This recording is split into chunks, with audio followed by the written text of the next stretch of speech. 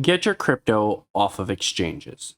All right, guys, we're going to make this video really quickly today. If your crypto is sitting on an exchange, lending platform, an earn program, a broker, you do not own that crypto. They hold the private key, not you.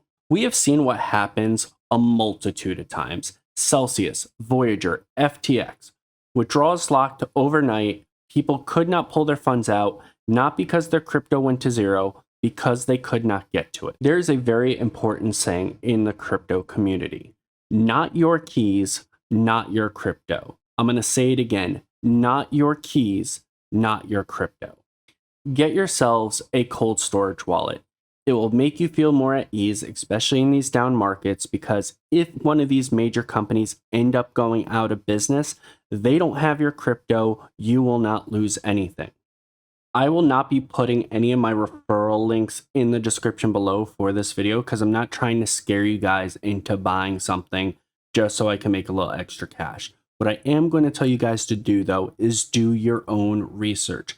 Find a cold storage wallet that's best for you and go that route. There are some really cheap options out there. There's some more premium options out there. Again, do what's best for you.